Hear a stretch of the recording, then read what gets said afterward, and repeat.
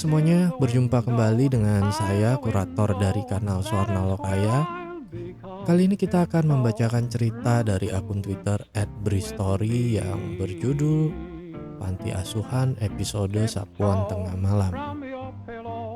Sebelum kita masuk ke dalam ceritanya, saya mohon dukungan dari para pendengar untuk klik subscribe, like, and share. Dan jangan lupa aktifkan lonceng notifikasinya agar para pendengar tidak ketinggalan kisah-kisah terbaru dari Swarna Lokaya. Dan untuk para pendengar yang sudah memberikan dukungan, saya ucapkan banyak terima kasih dan semoga Tuhan juga melancarkan setiap usaha dari para pendengar. Mari kita mulai tenggelam dalam kisah ini. Kisah dimulai.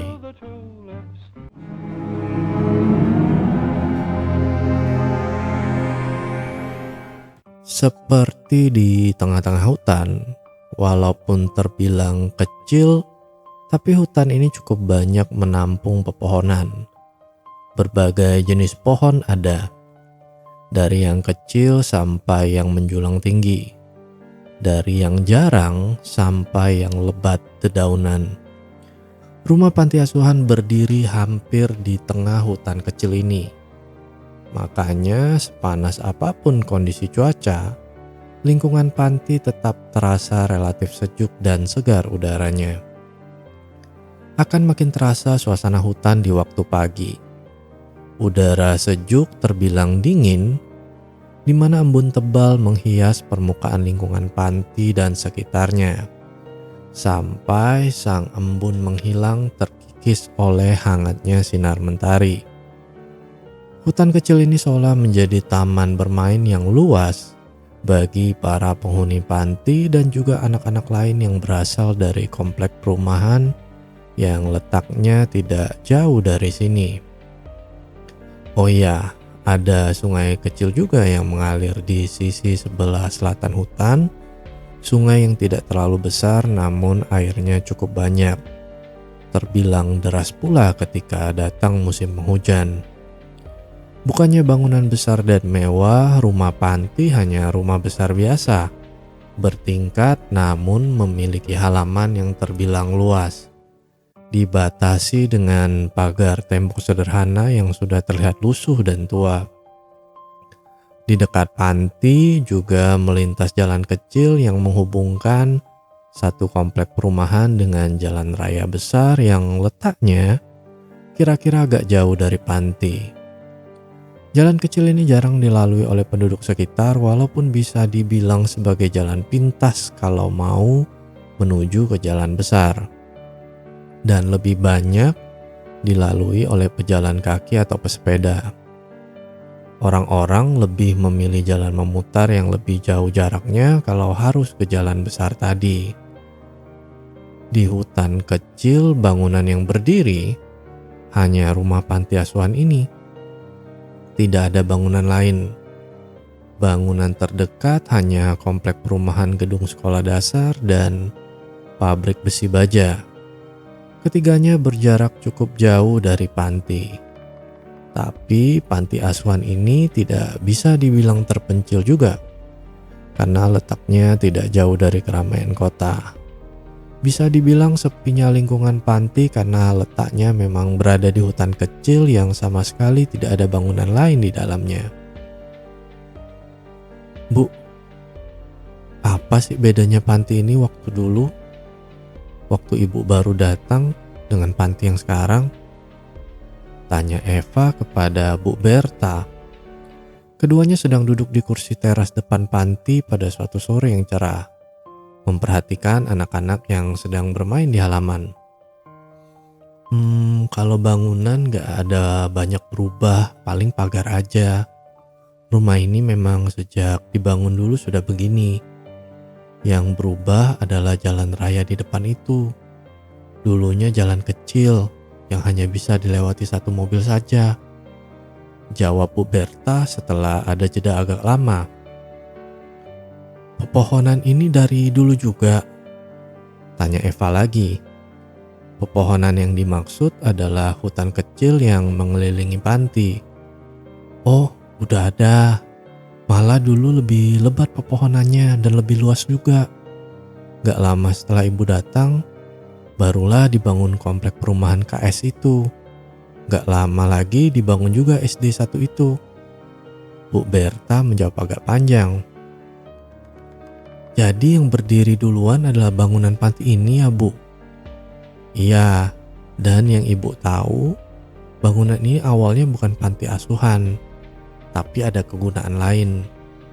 Ibu nggak tahu pasti dulunya untuk apa, yang ibu tahu bangunan ini sudah berdiri jauh sebelum ibu datang. Oh gitu, jadi belum jelas ya dulunya bangunan panti ini apa. Iya, ibu nggak tahu. Percakapan santai ini sebenarnya ada Yani juga. Tapi Yani lebih banyak diam karena Yani kurang lebih sudah tahu jawaban dari pertanyaan-pertanyaan Eva. Sudah sebulan lebih Eva tinggal di panti. Tapi belum cukup baginya untuk mengenal panti dan isinya secara keseluruhan. Makanya dia banyak bertanya kalau ada kesempatan. Sore ini yang memang cukup santai, jadinya percakapan bisa berlangsung dengan berisi banyak pertanyaan. Sore berangsur gelap. Seiring tenggelamnya mentari di sisi barat, satu persatu penghuni panti berhenti beraktivitas di luar. Kemudian masuk ke dalam panti. Selepas maghrib, anak yang beragama Islam ada kegiatan mengaji. Berikutnya belajar pelajaran sekolah sambil menunggu waktu Isya datang. Setelah itu, makan malam bersama. Seperti biasa juga, selepas makan malam, para penghuni melanjutkan kegiatan belajarnya atau berbincang membahas banyak hal dengan sesama penghuni atau dengan ibu-ibu pembina. Kak, makanan 1 piring lebih itu ada lagi. Disiapkan lagi sama Ibu Dewi. Sambil nyaris berbisik, Eva bilang begitu kepada Yani yang duduk di sebelahnya. Iya, kan udah lama enggak ya, ucap Yani. Iya Kak, aku menghitungnya sih udah 3 mingguan gak ada. Seperti yang Eva bilang, piring makanan yang masih berisi nasi dan lauk pauk utuh beserta segelas air putih ada lagi di meja makan setelah seluruh penghuni sudah selesai makan semua. Sepiring makanan yang bagi Eva masih banyak pertanyaan mengenainya. Setelah sekian minggu berlalu, piring itu ada lagi. Melihat itu, gejolak rasa penasaran Eva membuncah lagi. Kak, nanti aku aja yang cuci piringnya deh, kata Eva. Ya jangan, gak bisa. Kan malam ini bukan giliran kamu, tapi Andi dan Iwan. Yani bilang begitu. Ya, nanti aku bilang ke mereka kalau aku aja yang cuci piring. Udah, jangan mereka aja. Kamu kan nanti ada jadwalnya. Ya sudah deh. Eva akhirnya menyerah. Eva masih penasaran dengan sosok yang menyantap 1 porsi makanan itu. Tidak terasa jarum pendek jam dinding sudah menunjuk ke angka 9. Sudah waktunya untuk tidur. Satu persatu mereka masuk ke kamar masing-masing setelah membereskan semua yang digunakan di ruang tengah. Berapa menit kemudian, ruang tengah sudah kosong dan gelap. Yani dan Eva juga sudah berada di dalam kamar mereka di lantai atas. Eva sengaja tidak banyak bicara, seperlunya saja menanggapi kalau Yani mengajak berbincang atau melontarkan pertanyaan. Selebihnya diam. Kenapa? Karena Eva menunggu sesuatu. Eva menunggu kegiatan di lantai bawah. Dia menunggu sampai Andi dan Iwan kedengaran mencuci piring. Mencuci piring yang terakhir. Kok Andi Iwan belum kedengaran cuci piring ya Kak? Akhirnya Eva bertanya karena malam sudah makin larut. Paling sebentar lagi, jawab Yani. Eva kembali diam. Mereka berdua sudah merebahkan tubuh di tempat tidur, menunggu kantuk datang untuk terlelap.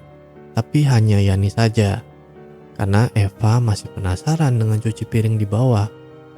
Sudah hampir setengah 11 ketika akhirnya Eva mendengar ada suara gemerinting peralatan makan yang sedang dicuci. Akhirnya, ucap Eva dalam hati. Sempat memperhatikan Yani sebentar yang ternyata sudah lelap tertidur, Eva memutuskan untuk keluar menuju dapur. Sangat penasaran. Eva ingin melihat apakah Andi dan Iwan memang sedang mencuci piring. Dengan langkah sangat hati-hati karena tidak mau Yani terbangun, Eva akhirnya benar-benar keluar kamar menuju dapur, menuruni tangga. Sementara suara kegiatan cuci piring yang dilakukan Iwan dan Andi masih terus kedengaran. Beberapa menit kemudian, Eva sampai juga di dapur. Kak Eva, belum tidur kak?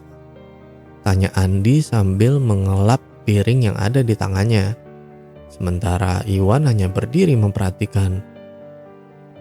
Kalian malam sekali cuci piring. Bukannya tadi udah ya cuci piringnya? Tanya Eva, pertanyaan memancing. Oh iya kak, ternyata ada satu piring yang ketinggalan, hehehe. Jawab Andi lagi. Eva diam, tidak ada pertanyaan lanjutan. Namun memperhatikan gelagat dari Andi dan Iwan, Eva merasa kalau mereka berdua sedang menutupi sesuatu. Sebenarnya Eva masih sangat penasaran, terlebih setelah dia pernah mengalami kejadian aneh tentang piring terakhir ini. Tapi melihat Andi dan Iwan seperti itu, Eva memilih untuk menahan diri. Udah selesai kak, hehe. Andi bilang begitu ketika sudah meletakkan piring sendok gelas bersih di tempatnya. Ya sudah, yuk tidur, udah malam, kata Eva. Ketiganya lalu berjalan menuju kamar masing-masing untuk tidur. Sementara Eva di kepalanya masih berkecamuk banyak pertanyaan. Selesaikah malam itu? Belum. Kok aku jadi gak ngantuk sama sekali ya? Kamar sudah nyaris gelap total. Malam sudah mendekat ke dini hari, nyaris jam 12. Tapi Eva masih belum bisa tidur.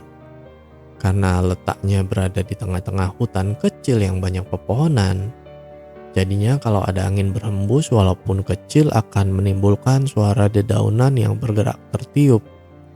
Malam ini seperti itu. Di luar angin berhembus walaupun tidak besar, tapi cukuplah untuk menggerakkan dahan pohon dan dedaunannya. Kamar Eva yang letaknya di lantai 2 membuat hembusan angin di luar jadi terasa karena hembusannya masuk juga melalui sela-sela jendela.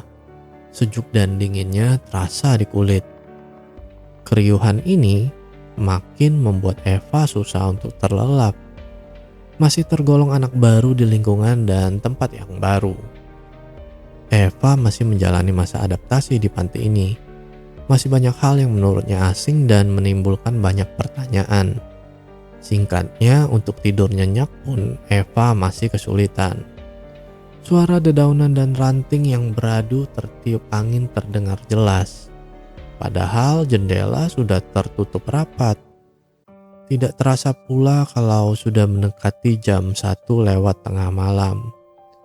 Saat ini pula Eva merasa kalau angin yang sejak tadi bertiup berangsur jadi berhenti. Riuh suara pepohonan juga ikut hilang, berganti dengan keheningan. Mata masih juga belum bisa terpejam. Eva masih belum merasakan kantuk. Seharusnya hening yang terjadi ini membuat Eva lebih mudah untuk tidur. Tapi ternyata tidak. Suara-suara tanpa bunyi ini malah membuat tidak merasakan kantuk sama sekali. Jam 1 lewat sedikit. Ketika akhirnya Eva mendengar sesuatu. Ada suara di luar kamar tapi masih di dalam panti. Suaranya samar tapi masih kedengaran. Mendengar ini ingin sekali rasanya Eva membangunkan Yani. Tapi niatnya diurungkan. Tidak tega Eva membangunkan Yani yang sudah sangat lelap tertidur. Suara apa yang Eva dengar? Eva mendengar ada suara seperti ada yang sedang menyapu lantai di ruang tengah lantai 2, persis di depan kamarnya. Sss, sss, sss. Kira-kira seperti itu bunyinya. Siapa yang nyapu tengah malam begini? Tanya Eva dalam hati. Suara gesekan sapu ijuk dengan permukaan lantai itu konstan terdengar. Terus kedengaran, kadang menjauh, kadang mendekat, terus menyapu berkeliling ke setiap penjuru ruangan. Kedengarannya seperti itu. Mendengar ini tentu saja Eva makin tidak bisa tidur. Pikirannya tidak karuan. Ingin rasanya Eva berdiri mendekat ke pintu dan membukanya untuk melihat siapa gerangan yang sedang menyapu itu. Rasa penasaran memenuhi isi kepala, tapi Eva tidak berani. Ada ketakutan yang tentu saja timbul mengingat ini masih tengah malam. Shh, shh, shh. Masih terus kedengaran. Eva terus memperhatikan pintu. Fokus Eva makin menjadi-jadi ketika dari suaranya Eva merasa kalau yang sedang menyapu sedang persis berada di depan pintu kamar. Sebentar lagi bersih. Tiba-tiba Eva mendengar ada orang bicara. Suara perempuan. Siapa itu? Eva tidak tahu. Eva sama sekali tidak mengenali suara itu. Eva yakin itu bukan Bu Berta, Mbak Eka, atau juga Bu Dewi. Kenapa begitu yakin? Karena suara yang Eva dengar adalah suara nenek-nenek. Jelas seperti itu. Shh, shh, shh. Sementara suara gesekan sapu dengan lantai masih terus terdengar. Eva ketakutan. Sama sekali tidak berani menggerakkan tubuhnya. Tidak mau menimbulkan suara. Eva harap semoga nenek itu tetap berkegiatan di ruang tengah.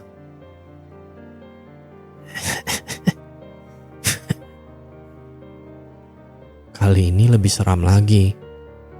Nenek itu kedengaran tertawa.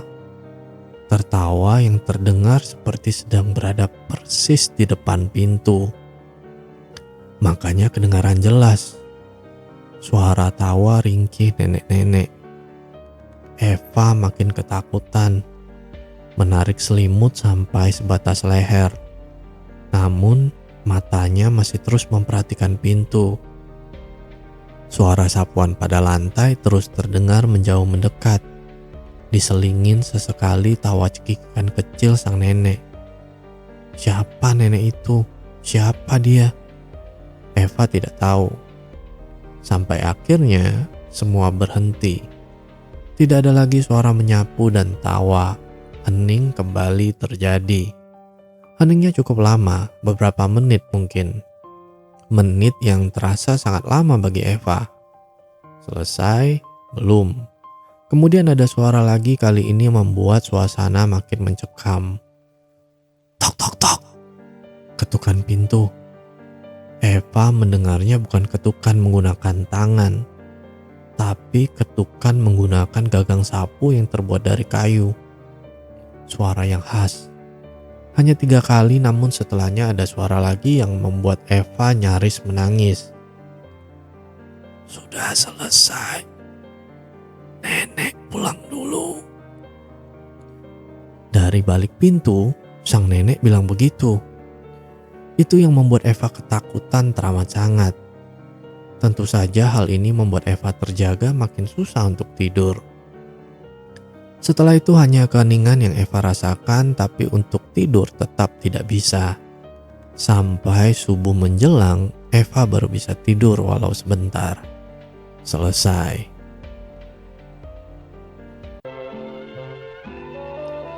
Halo para pendengar, terima kasih sudah menonton video ini sampai selesai. Dan jika para pendengar punya kisah horor yang ingin dibawakan, silakan kirimkan ceritanya ke email suwarna.lokaya@gmail.com. Dan cukup sekian kisah horor kali ini. Semoga para pendengar beserta keluarga sehat selalu. Dan sampai bertemu lagi dengan kisah horor selanjutnya, tentu saja di kanal Suwarna Lokaya. Bye.